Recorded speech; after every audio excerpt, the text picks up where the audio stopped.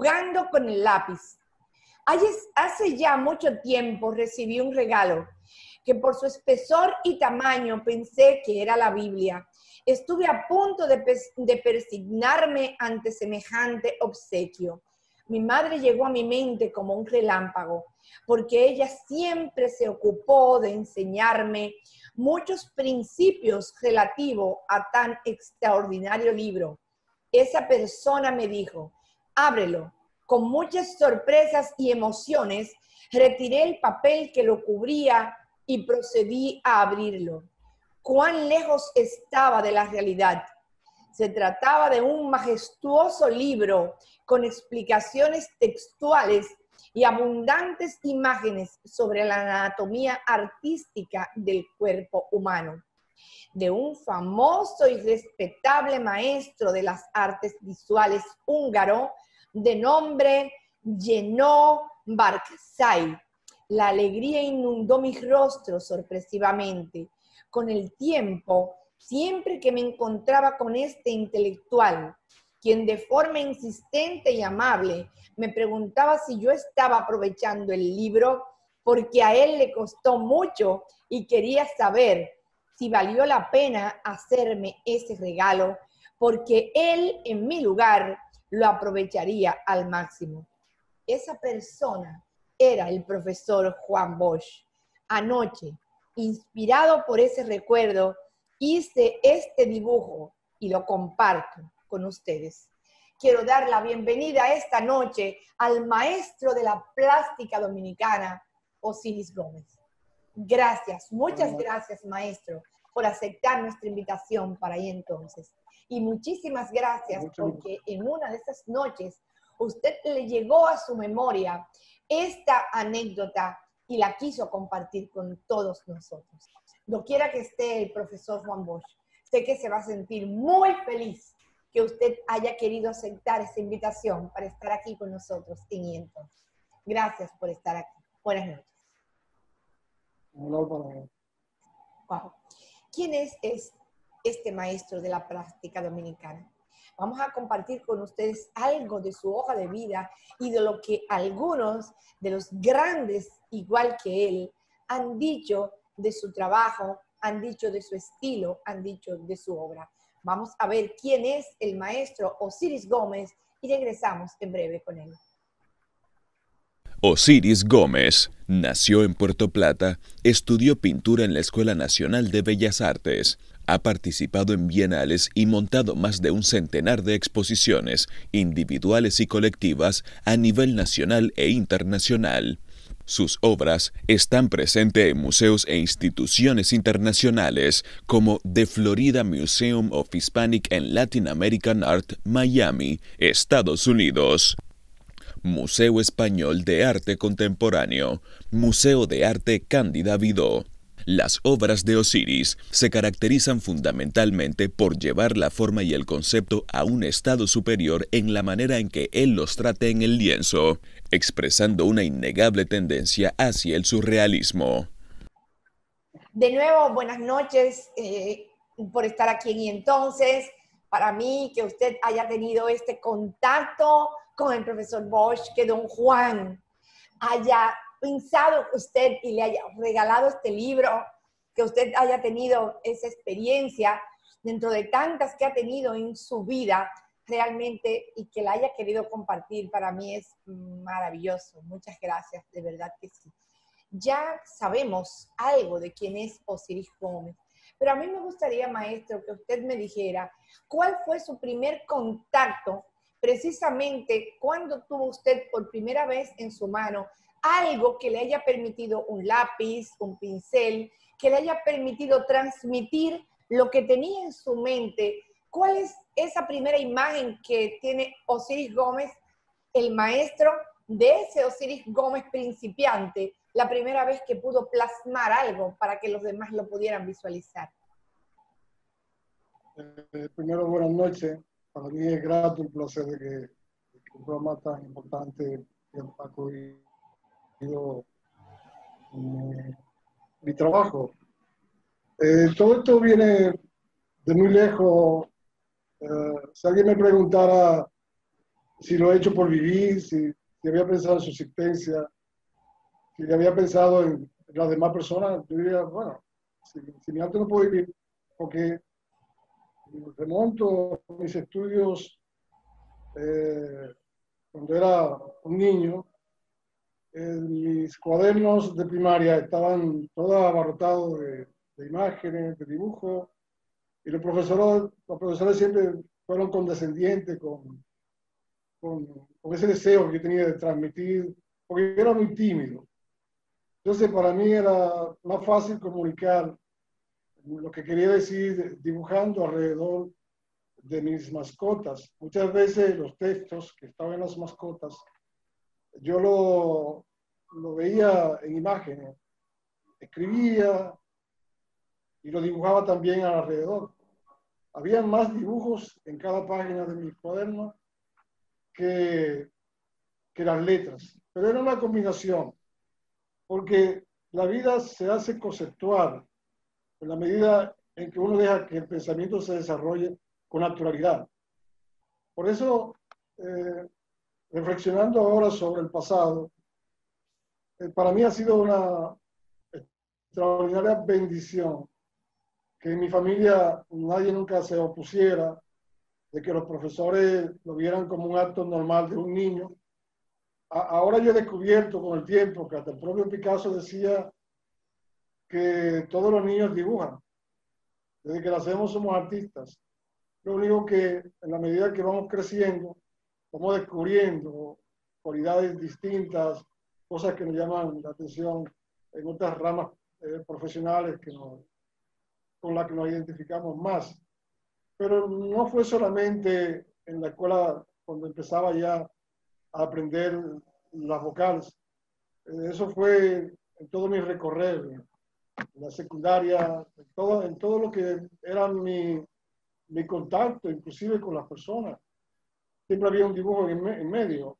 Yo recuerdo que ya a los 12, 13, 14 años, yo tenía mucha curiosidad ya en combinar mis dibujos, que lo tomaba muchas veces de los libros, lo tomaba también de lo que veía en la televisión, y empecé un poco a jugar con las ideas.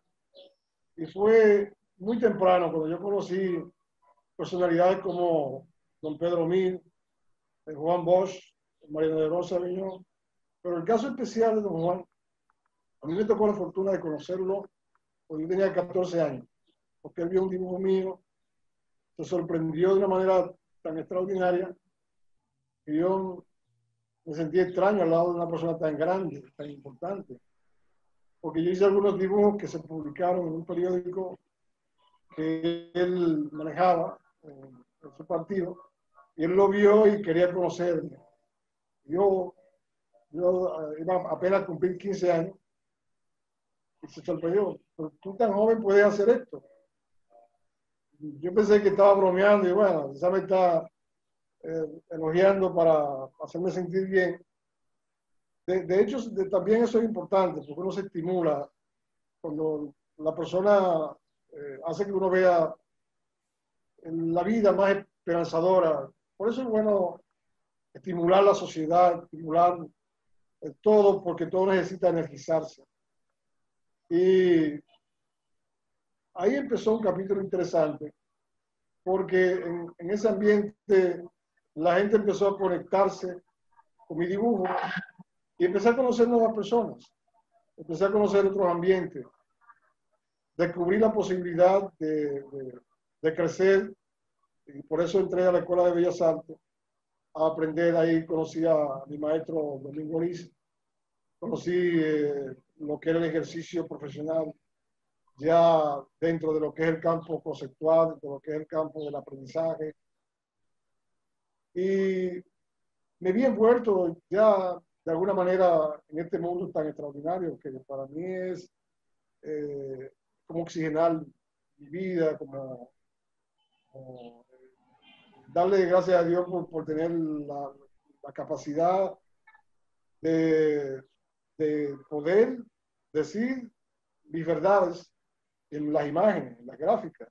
Cuando hago algo, no siempre tengo pendiente aunque sí en el fondo, de alguna manera, se exuda todo ese conocimiento que uno adquiere de la sociedad, de los libros, de esa relación, de esos contactos, de esas reuniones importantes que uno tiene con los grandes maestros, con las grandes figuras del arte, que llegan de una manera mágica, porque uno nunca espera ser amigo de una maestra como el Sanui. Yo tenía una maestra como Ada Balcácer, que con sus brazos abiertos me ha estado enseñando toda su técnica, toda su capacidad creadora, todo ese conocimiento, cómo manejar de alguna manera el conocimiento de una forma que uno pueda edificar de alguna forma la sociedad en lo que uno hace, porque ya va creciendo un compromiso en el arte que va dictando sus propias reglas, sus propias leyes. No, lo que uno hace en el fondo tiene algo importante. Yo he oído teorías que las respeto, pero cuando tú tienes el conocimiento técnico, cuando tú sabes lo que es una perspectiva, cuando tú sabes lo que es una composición, cuando tú sabes lo que es una perspectiva atmosférica que ya tiene que ver con la manera de usar el color en la obra, cuando tú tienes una idea de lo que es conceptual tu obra en términos de la simbología que tú usas, es interesante saber que uno tiene un gran compromiso como artista, como persona, como individuo, hasta para la misma familia, que de alguna forma se puede entender que lo que uno está haciendo puede ser importante para motivar en cada área de las personas que a uno le quedan cerca, de los hijos, de la esposa, mi madre, mis hermanos, mis amigos. De manera extensiva uno se convierte sin darse cuenta en una especie de referencia. En términos de cuando uno busca siempre dar lo mejor, busca siempre despejar un poco todas esas cuestiones que a uno le hacen feliz. Y es algo de todo ello. Quizás me fui muy lejos, quizás necesite de ti ahí alguna pregunta para poder modelar un poco más para tu programa lo que quiero decir, pero esencialmente el crecimiento de lo que uno hace básicamente tiene mucho que ver con cómo uno se forma. Uno, hace poco estaba leyendo una obra de Nicolás Gogol extraordinaria, porque habla sobre un pintor que tenía muchas cualidades como artista, que lo identificaban, lo ponían, lo hacían diferente a los demás, pero sus circunstancias en la vida lo fue moviendo, y lo llevó a un punto donde él hacía retratos. Naturalmente no estoy estigmatizando nada, simplemente estoy hablando de la obra de Gogol. No son palabras mías, sino para que mi idea se me pueda entender. Y él se llevó tanto de las cosas en términos comerciales, en términos de negocio, que en un momento dado dijo, voy de nuevo voy a variar esto, lo voy a poner. Y él empezó a modelar su auténtica manera de ser distinto en su obra, hacer una obra original. Lo comento esto porque lo trata de una manera real, lo que es uno como artista. Lo lee, uno un poco se divierte, se goza la capacidad imaginaria y mágica que tiene de expresarlo con palabras, lo que él describe en su ambiente literario, pero es algo con lo que uno permanentemente está luchando, permanentemente está buscando su obra. Y bueno, me nace decir esto porque pienso puede ser parte de la conversación, porque lo que hacemos no es casual, viene por la práctica, viene porque tenemos una conversación con personas que tienen muchos conocimientos literarios, en términos de la poesía, en términos del teatro, porque todo esto se combina de alguna manera, todo esto se convierte en un universo. Y yo creo que, puedo decirlo para que quien escuche entienda que el arte no es una cosa ajena, el arte es la cultura, el arte es nosotros mantener en pie emociones, los sentimientos, la alegría de nuestro país, de nuestro pueblo. Debemos de considerar lo nuestro como lo más importante y nos eterniza en el tiempo, nos hace comparado con todos los países que nos quedan cerca, que hemos tenido una historia común, porque si uno lee todo lo que ha sido los acontecimientos históricos, a todos nos ha tocado una coincidencia extraordinaria, porque por todos los efectos históricos en nuestra conducta, en nuestro andar en el tiempo, y nos lleva a descubrir lo que somos ahora. Ahora, a veces yo veo que hay personas que no valorizan lo que somos como mexicanos.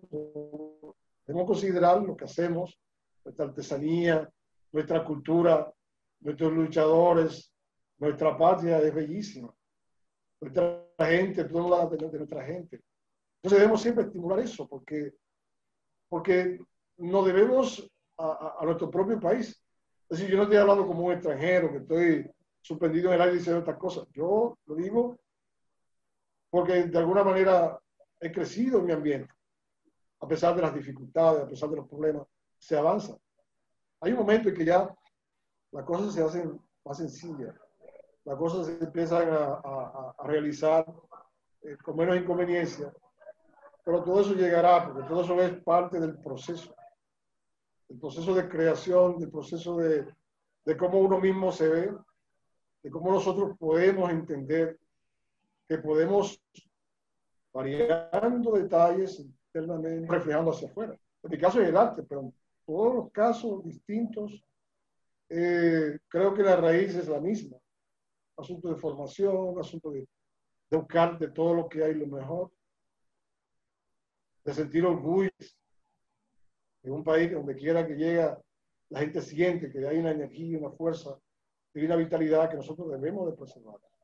Y debemos todos los días, de alguna forma, tratar de ser mejores. Claro. Vamos a una pequeña pausa. Cuando regresemos, ¿cuándo fue la primera vez? ¿Cómo se sintió este maestro cuando por primera vez pudo percibir una retribución económica lo suficientemente importante por su obra, ya que muchos artistas de diversas ramas dicen que a veces es muy difícil vivir de su arte? Tenemos muchas historias de grandes pintores, por ejemplo, que sus obras vinieron a ser verdaderamente reconocidas, no solamente, y no es lo más importante en el plano económico, pero la valoración de la sociedad, a veces luego ya que ellos no estaban. ¿Cómo fue esa experiencia para el maestro Osiris Gómez? Después de la pausa, vamos a conocerla de su viva voz. Regresamos en breve.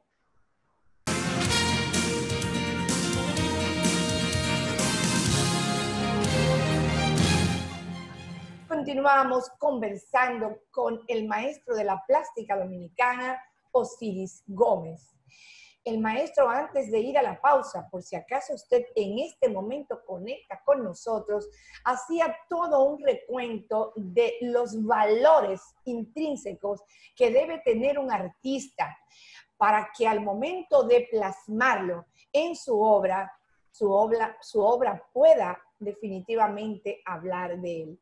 Sin lugar a dudas, este maestro fue muy bien criado y tuvo alrededor de la vida la suerte de compartir con grandes figuras de las cuales él se fue nutriendo, porque nos habló no solo como un artista plástico, sino que parece que estaba en un podio dando precisamente toda una cátedra de valores, y de valores específicamente de nacionalidad. Gracias por esa parte, maestro. Maestro, antes de ir a la pausa, dejamos suspendida la pregunta o la inquietud de cuándo fue la primera vez que usted percibió un pago significativo por una obra suya y cómo se sintió usted. ¿Fue después de haber transitado mucho tiempo y de haber embardunado muchos lienzos, o usted fue de los que tuvo la suerte de que a temprana edad pudo lograr que su obra fuera bien valorada en términos económicos? Dígame a ver. el valor de la obra es algo extraño, porque es irónico. Si pintas para pintar, se ve en la obra. Entonces, es incómodo. La cultura y la educación, desafortunadamente, todas las personas no tienen esa gran oportunidad. Ahora se está desarrollando, afortunadamente, un esfuerzo por parte de nuestras autoridades para que sea así en el futuro, que podamos todos tener facilidad para educarnos, para ser cultos, para esa cualidad nos permita desarrollarnos de una mejor manera. Entonces eso hace un poco complejo hacer negocio con una gran expectativa de obras de arte porque las personas desafortunadamente no siempre entienden lo que uno, este concepto que estoy diciendo. La gente dice, pero ¿cómo pintas si no vas a vender? ¿Para qué trabajas? Si finalmente lo que queremos es conseguir dinero. Yo una vez tuve una gran experiencia en una oportunidad que trabajé como ilustrador en un medio de comunicación y era que tenía varios dibujos a pastel que eran mis ensayos para mi primera exposición de pintura. Y la primera vez que yo expresé un poco de preocupación por el valor de esa obra fue que vi que faltaba uno de esos ensayos que yo lo pegaba en la pared con Macintyre. Y cuando llegué dije, me llevaron una de mis obras. Me sentí muy preocupado, pero también muy contento porque vi que tenía valor. Y dije, oh, por fin mi obra, alguien la tomó porque le dio con valor. Pero mi sorpresa y mi sonrisa y mis emociones agradables se cayeron, porque cuando me puse a mirar toda la pared, me di cuenta de que estaba en el piso. No había comprado nadie. Estaba simplemente en mi imaginación. Pero me dio mucha risa porque bueno, tal vez algún día alguien se preocupe y la quite y me la compre, pero todavía no ha llegado el momento. Entonces, cuando tú vives en una armonía positiva, en algo que es sano, en algo que es, digamos, de alguna manera tan sencillo como la vida, porque si vienes de abajo, si vienes caminando, vas descubriendo en cada paso qué momento de tu vida estás viviendo. Porque hay quienes llegan muy rápido a conseguir esas cosas que son económicas, pero no era lo que buscaban, y se está tan triste. Entonces, tú dices, pero ¿qué me hace feliz entonces? Porque la felicidad nuestra está en nuestro interior. De la manera en que nosotros aprendamos a jugar un poco o a vivir realmente la vida como es. La vida es una mitad espiritual y una mitad material. Pero para cualquier lado de los dos que se cargue, entonces crea una complicación. Que da una desconcentración en la infinitud de lo que es el pensamiento humano. El pensamiento puede llegar muy lejos, puede afinarse muy bien en lo que tú quieres, pero mientras menos situaciones de ansiedades, de pensamientos equivocados, de cosas que no tienen que ver nada con lo bueno de tu vida, con lo mejor de tu vida. Yo creo que lo demás tiene que ser algo que tú sueñes en algún momento, en ir arreglándolo. Todas esas cosas que te molestan no pueden ser parte de tu accionar permanente, sino algo que está pendiente de nosotros en el mismo momento que hacemos el trabajo como artistas. Tenemos que tratar de arreglarlo, pero en el trabajo que nos ha dado Dios, que es la virtud para hacer algo específico. En ese momento tú dices, déjame hacer esto, porque eso me va a ir alimentando un poco la idea de algún momento, todas esas cosas que a mí no me gustan, ir arreglando. Todo eso que yo veo que me molesta, a ver cómo yo logro que no me moleste, porque yo voy a hacer algo porque eso sea mejor mañana. Entonces, de eso depende. Después, mi primera exposición de pintura, porque ya venía hace mucho tiempo dibujando, pintando, se acercaron personas y me compraron obras. No al precio que una vez se piensa, pero la compraron y pude comprarme unas medias y comprarme una camiseta bonita, porque todo mi dinero se me había acabado haciendo la obra de la exposición. Y a la exposición fueron personas muy importantes, gente muy influyente, estuvieron todos los medios ahí cubriéndome. Y yo feliz porque la primera persona que llegó a mi primera exposición fue el profesor Hornos. Estaba lleno de poetas, artistas, gente del teatro, gente que le guste el arte. Y para mí eso es el pago más extraordinario, porque es una compensación que en el momento yo dije, bueno, no me están pagando la gran cosa, pero ¿qué más que esto? Soy rico del cariño, del amor de la gente. Estaba Monseñor Camilo, que era el obispo de La Vega, y él me dijo, sí, quiero leer algo en tu exposición, y leyó algo preciosísimo, bellísimo, que Monseñor Camilo fue alguien que yo conocí a muy temprana edad, que siempre que iba a hacer algo que no era muy bueno, pensaba en él, cómo me iba a criticar porque él era parte de mi comunidad. Entonces, uno se dice después, si tengo tanta gente que me apremia, la gente que me quiere hacer daño se me hace muy difícil. Porque yo pensaba en una gran amistad que tuve con Freddy Veragoico, porque también tuve la oportunidad de estar cerca de don Mariano Lebrón Sabiñón, un intelectual extraordinario, el propio don Juan, el señor Camín, muchas personas, hasta Fran Nieve, en un momento determinado estuvimos cerca.